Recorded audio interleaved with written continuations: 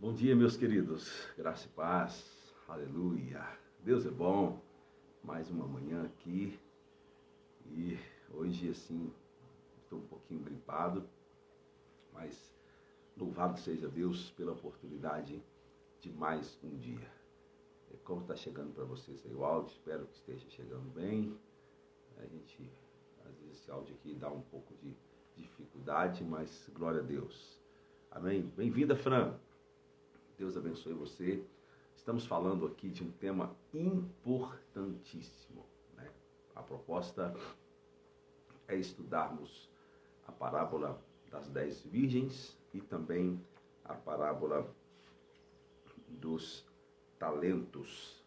Eu tenho certeza que nós vamos ser grandemente edificados no estudo dessas duas parábolas. A gente vai aguardar um pouquinho, pessoal, aí ir chegando e acordando. Aleluia. 6:30 da manhã. Nem todos têm essa disposição, né? Mas aqui estamos. Eu creio que há um propósito de Deus em todas as coisas. Para a minha vida é importante estar aqui logo de manhã, ter esse tempo com Deus, com você, e também já começar o meu dia de estudos, de trabalho mais cedo. Amém? Bem-vinda aí, Cleide. Deus abençoe você. Olha, vocês acompanharam a primeira ministração desse tema. Nós estamos usando o livro do pastor Aloísio Silva. O tema do livro é A Visão dos Vencedores. Não estou estudando o livro todo, mas estamos estudando parte desse livro que em muito me edifica, me abençoa e me ensina, né? Eu acho que aquilo que eu sempre falo na igreja, a palavra de Deus tem que ser para nós uma fonte de inspiração, de ensino. Aquilo que me conduz, como diz o apóstolo Paulo, né, que vai me preparar para toda boa obra, para que eu seja uma pessoa perfeita, pronta, preparada para cumprir o propósito de Deus para as nossas vidas. Então, gente, eu vou iniciar aqui por causa do nosso tempo, tá bom? Então, nós falamos ontem dando uma introdução na parábola das 10 virgens e conseguimos de alguma forma diferenciar, né, a posição de um crente vencedor, né, o crente vencedor, e de um crente apenas salvo, né? O salvo é alguém que conhece a Deus. O vencedor é alguém que é conhecido por Deus, né? Então, é importante a gente entender isso. Basicamente, falamos disso ontem, sobre a postura daqueles que, de fato, vão se posicionar como os vencedores, ou aqueles que estão preocupados em apenas ser salvos. Eu tenho comigo no coração, eu não quero apenas ser salvo, eu quero desfrutar do reino, de estar com o Senhor e reinar com Ele.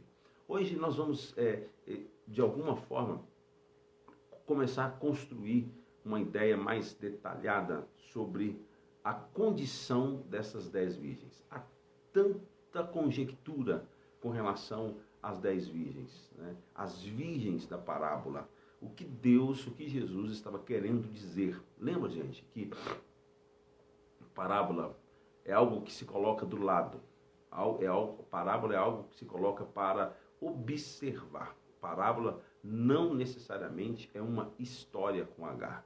Às vezes parábola é uma história, é algo criado para ensinar alguma coisa, para trazer uma ideia, para trazer uma observação. Então, quando nós lemos as parábolas de Jesus, não necessariamente são histórias, mas é algo que Jesus quis trazer, uma imagem, um conceito, um princípio, para nos ensinar, tá bom? Então isso é muito importante. Então, na parábola das 10 virgens, as 10 virgens ali, tem um propósito que Jesus queria nos ensinar. Primeiro, é importante você entender que o número 10 na Bíblia nos fala de uma obra humana completa. É algo que se relaciona com o homem. Então, o número 10, a gente Tem um estudo que a gente chama de numerologia bíblica, e o número 10 é um número que está relacionado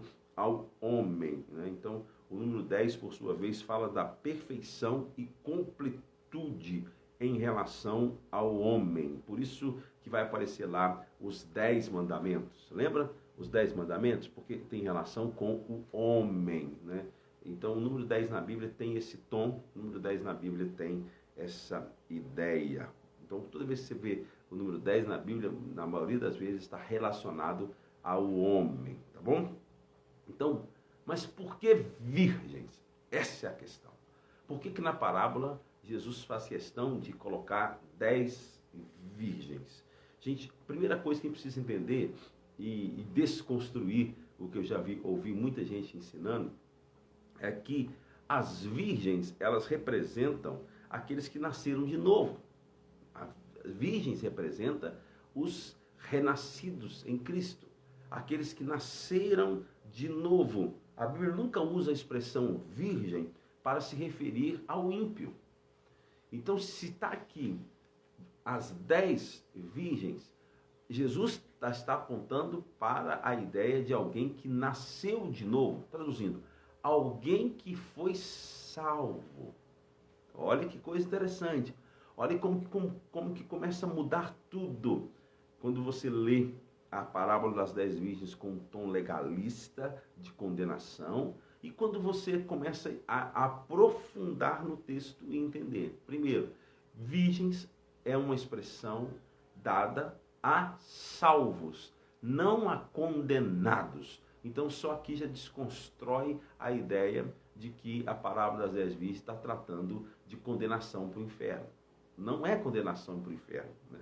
A virgem, ela nunca, a expressão virgem, ela nunca aparece na Bíblia para identificar alguém que está vivendo em pecado. Virgem fala de pureza, fala de alguém que foi santificado, lavado e regenerado. Entendeu isso ou não, gente? Não existem virgens falsas. Ou são virgens ou não são. Ou são puras ou não são. Entende isso ou não? Não tem esse negócio. A nossa aqui é virgem, mas ela não é muito pura. Não existe isso, né? No conceito bíblico não existe isso. Hoje ainda tem cirurgias, né? A mulher pode refazer o ímen e se colocar na condição de virgem novamente. Mas no contexto bíblico, virgem é alguém que de fato é pura, é alguém que foi redimido pelo sangue de Jesus. Agora, é claro no texto para mim e para você que existem virgens prudentes e existem virgens nécias. Aí sim, existem salvos prudentes e existem salvos imprudentes. Olha que coisa forte. Existem salvos prudentes e existem salvos imprudentes. Existem aqueles que vivem de forma a agradar o Senhor, e existem aqueles que vivem de forma a agradar a si mesmos. Isso é verdade. Existem salvos vencedores e existem salvos derrotados. Quando a Bíblia trata das virgens nécias, não está falando de virgens que vão ser condenadas.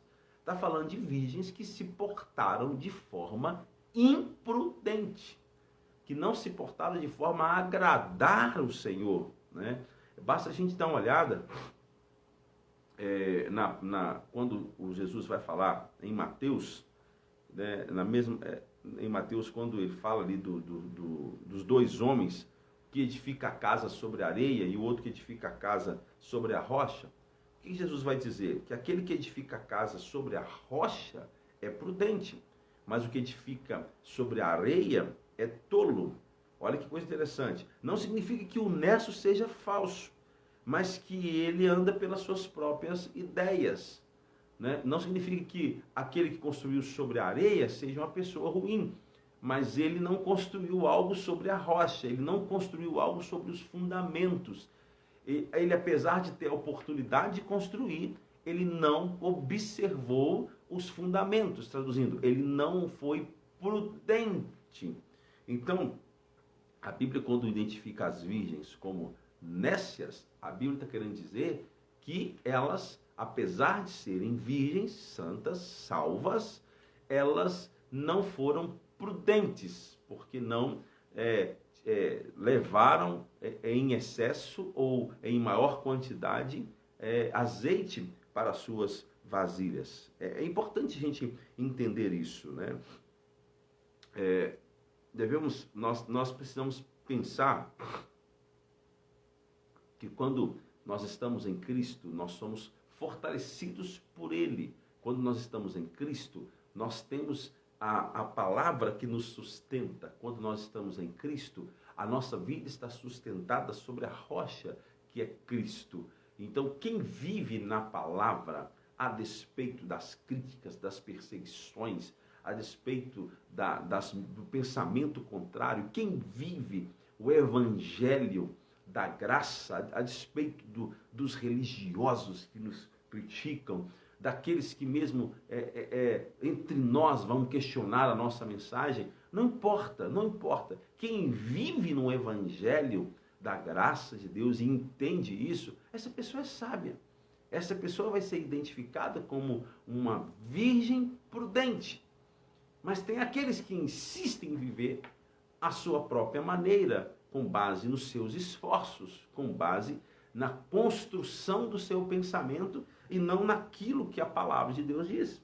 Nós devemos estar baseado, ou nós devemos basear nossas atitudes no que a palavra de Deus diz, mesmo que isso vá contra o curso natural desse mundo, contra as opiniões naturais, né? Muitos vão se levantar para nos chamar de loucos, de radicais, de fanáticos, enfim, vão nos chamar de pessoas que estão trazendo um evangelho fácil, mas a grande verdade é que eu começo a trazer para vocês algo aqui nessa construção do pensamento dos mais que vencedores, que o evangelho da graça não é uma coisa tão fácil assim. Ela precisa ser compreendida e pela fé vivida. É interessante entender o seguinte, que quando o texto diz que as virgens nécias e as virgens prudentes, pensa o seguinte: nécio é aquele que se deixa levar pelo conceito do mundo. Ele não está atento aos detalhes, às revelações, àquilo que Deus está dizendo. Esse é nécio, é as virgens nécias. E a virgem prudente é o vencedor. O vencedor é aquele que vence os inimigos de Deus, o pecado, o diabo e o mundo. Como já disse, há crentes vencedores e há crentes nécios. Há virgens prudentes e há virgens tolas, mas todas são virgens. Todas são santas. Todas são de Deus. Todas foram salvas. Só desfrutaram de uma eternidade numa condição diferente. Lembra que a base do nosso estudo é trazer o entendimento daqueles que são salvos e daqueles que são vencedores, daqueles que vão reinar com Jesus Cristo. O que eu quero compartilhar com você hoje e na próxima live, aqui eu queria trazer 10 fundamentos ou 10 características dessas virgens que comprovam que elas eram salvas. Então são 10. Como a gente precisa de tempo, eu vou falar de 5 características hoje que comprovam que as virgens, inclusive as tolas, eram salvas. E na próxima live nós falamos de mais 5. Espero que Deus nos dê graça e nos conceda sabedoria para compartilhar isso com você. Primeira característica que prova que essas virgens, mesmo aquela que a gente questiona, aquelas que a gente aponta o dedo e diz, essas aí foram condenadas, e aí é um engano muito grave isso. Primeira coisa importante de observar elas eram virgens. Então, as 5 nécias e as 5 prudentes eram virgens. E nós já falamos sobre isso aqui hoje.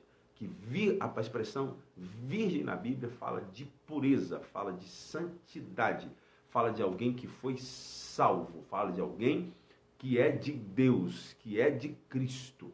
Então, desconstrói da sua cabeça a ideia de que as 5 virgens nécias e tolas foram condenadas. Não, elas só não foram sábias, não foram prudentes, portanto, não vão reinar com Jesus Cristo.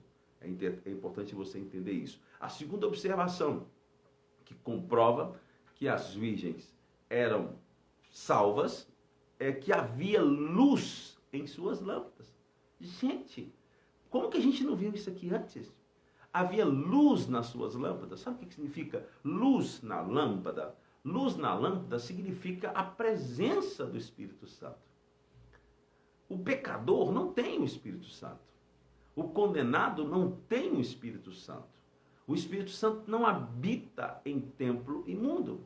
Então, as virgens também tinham as suas lâmpadas acesas. Ambas tinham a lâmpada acesa. Tanto as prudentes, identificadas no texto, quanto as tolas ou as nécias. Né? Se as virgens não fossem crentes ou salvas, com certeza elas não queriam encontrar com o noivo. Quem quer encontrar com o noivo? É quem é salvo.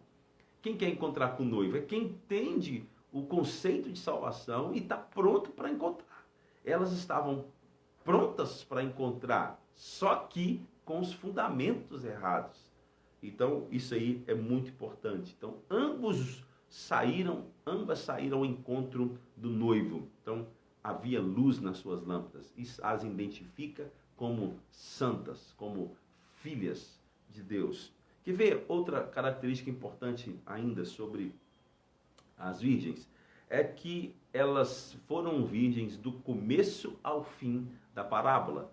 Você não vai ver que, não vai ler que elas se desviaram. Você não vai ler que as suas lâmpadas apagaram. Nós vamos ler que elas disseram que as lâmpadas estavam se apagando, isto é, tinha pouco azeite, mas a Bíblia não diz que as lâmpadas apagaram. Então, elas eram virgens desde o começo ao fim da parábola, identificando-as como alguém que era de Deus, que eram de Deus. Né? Quarta observação, as 10 estavam dormindo. Aqui é uma bomba. As 10 estavam dormindo. Então isso já joga por terra aqueles que vão identificar as virgens tolas como aquelas que estão condenadas ao inferno. Ih, acabou aqui. Por quê? Porque se o sono aqui é um estado de condenação, então as 10 estavam condenadas. As 10 não eram salvas. Na verdade, dormir na Bíblia aponta para 2 significados. O primeiro significado de dormir na Bíblia é apostasia. Se você quiser ler isso com mais detalhe, Romanos 13, o verso 11 ao 13. Então, se quiser ler lá com detalhes, leia lá. Então, um tipo de sono na Bíblia é apostasia, é apostatar da fé. Né?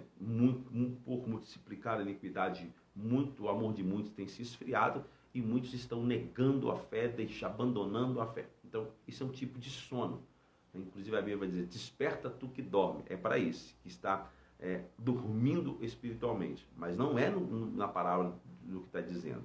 Porque na parábola está falando de uma condição de alguém que já foi salvo. Lembra que eu falei isso? Expliquei isso já? Então um dos significados é apostasia. E o outro significado é morte. Olha que coisa. Então, as 10 estavam dormindo. Qual que é a ideia mais aceita e percebida na parábola?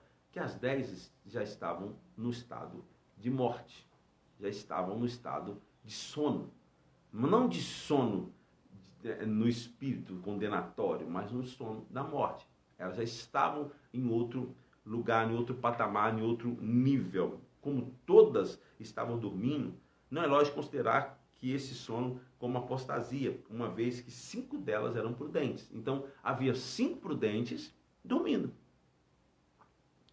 Se fosse só as tolas dormindo, aí seria uma observação interessante para a gente estudar aqui. Não, só as 5 tolas estão dormindo, mas o texto diz que as 10 estavam dormindo. Né? As 10 estavam dormindo. Outra coisa importante de observar sobre esse sono é que, apesar de estarem dormindo, né, as virgens prudentes não foram afetadas pelo o estado de sono, porque o Senhor não vai as repreender porque estavam dormindo. Entende isso? O Senhor não vai repreender, ele simplesmente nem vai tratar do assunto, ele apenas vai chamar. Ouviu-se uma voz, ouviu-se uma voz. Então, aqueles que estão no estado de sono ressuscitarão, diz a Bíblia. Né? Os mortos ressuscitarão primeiro.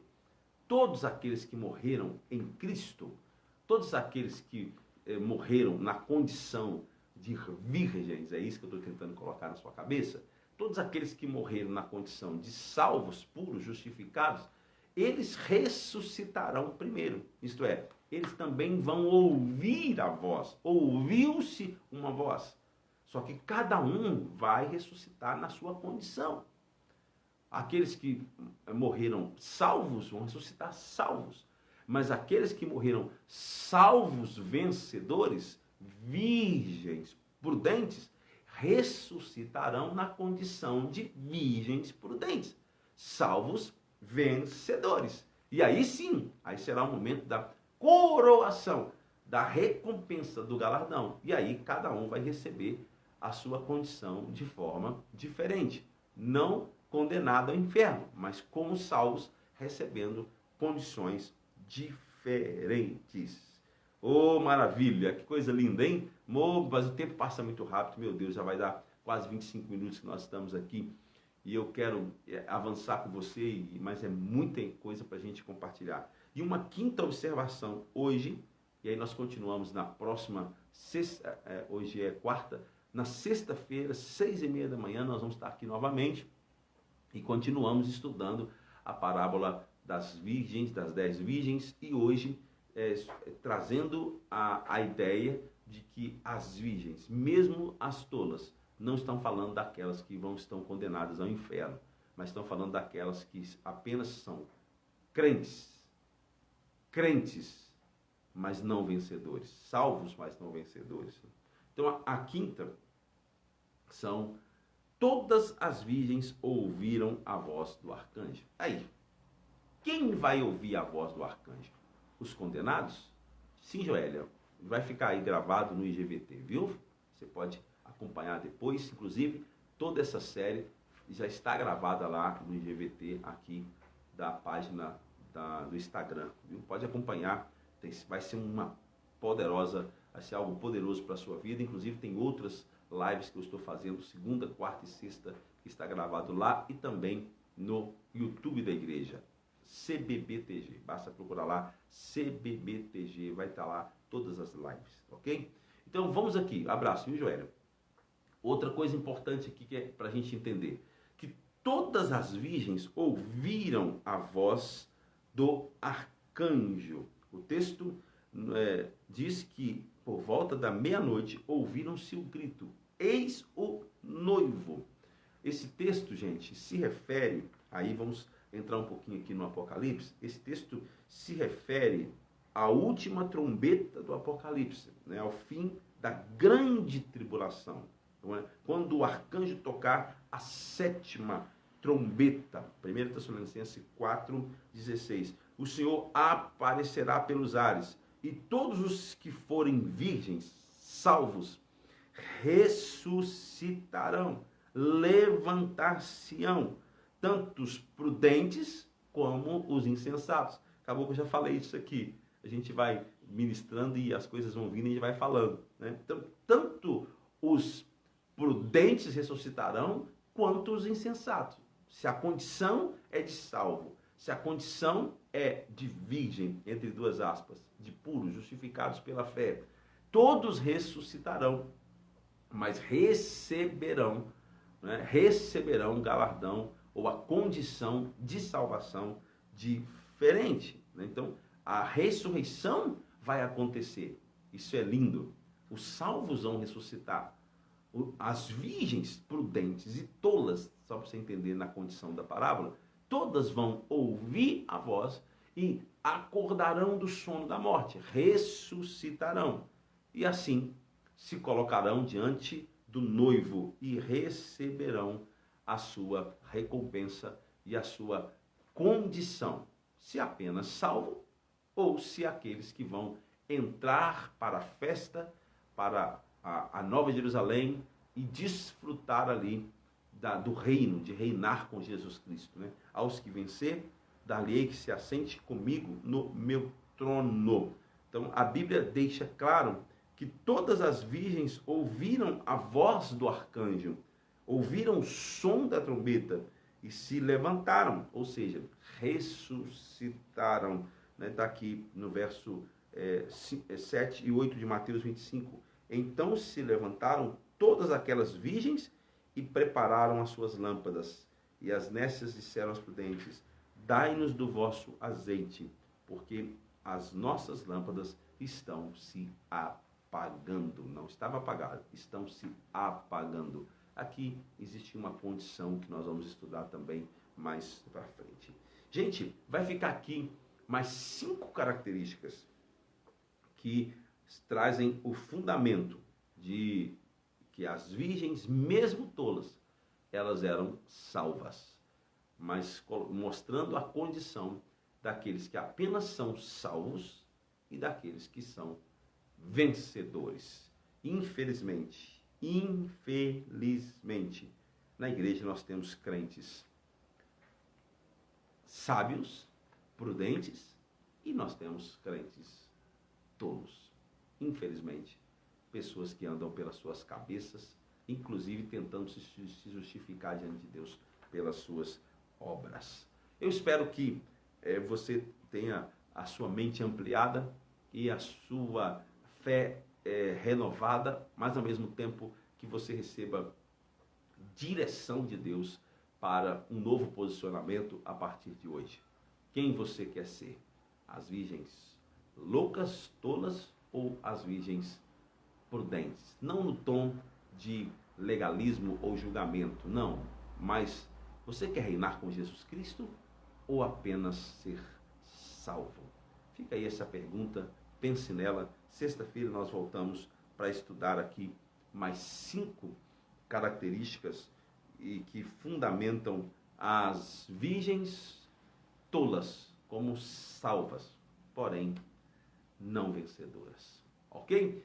Deus abençoe você, Deus abençoe sua casa, Deus abençoe sua família. Espero que esse estudo tenha trazido assim entendimento, ampliação da sua mente, e você vai viver uma vida cristã diferenciada a partir dessas informações. Deus abençoe você, Deus abençoe sua casa. Lembrando que hoje, às 9 da manhã, tem um vídeo novo lá no meu canal do YouTube, psi.coach.natanael Rodrigues. Vamos falar um pouco mais dentro da temática Outubro Rosa e a saúde mental. Vai lá, psi, no Instagram, @psi.coach.natanael Rodrigues, o mesmo endereço para o YouTube. Deus abençoe você, Deus abençoe sua casa, sua família. Até breve, querido Deus.